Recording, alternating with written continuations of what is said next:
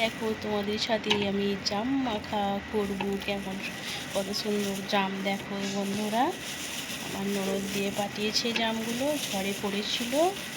এই দেখো কত জামগুলোকে প্রথমে আমি ধুয়ে নিচ্ছি। দেখতে থাকো বন্ধুরা, কতগুলো জাম ধুয়ে নেব। কার কার জাম খেতে ভালো লাগে অবশ্যই জানাবে।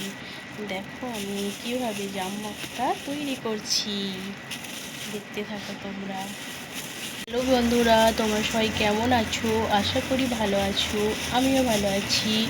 একটা ছোট্ট মিনি ব্লগ নিয়ে চলে এলাম তোমাদের সাথে শেয়ার করতে, দেখতে থাকো তোমরা। এই দেখো বন্ধুরা, প্রথমে জামগুলোকে আমি ভালো করে ধুয়ে একটা প্লেটের মধ্যে তুলে নেব। দেখতে থাকো তোমরা। প্রথমে ভালো করে জামগুলোকে আমি ধুয়ে নিচ্ছি। দেখো বন্ধুরা, ধুয়ে এটাতে আমি তুলে রাখছি। দেখতে থাকো। জামগুলো আমার সব ধোয়া হয়ে গেছে। দেখো পরিষ্কার করে ধুয়ে নিয়েছি জামগুলো। এবার এগুলো আমি মাখা করব, তোমরা দেখতে থাকো।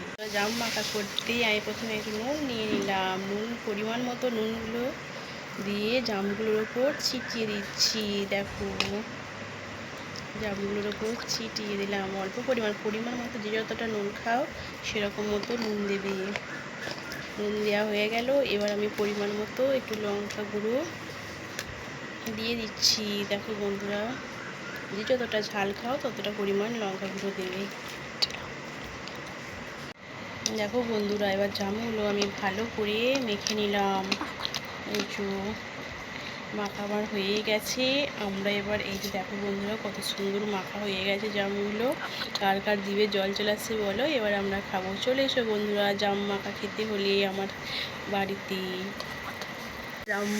জাম মাখা খাচ্ছি, তোমরা আবার দেখতে থাকো।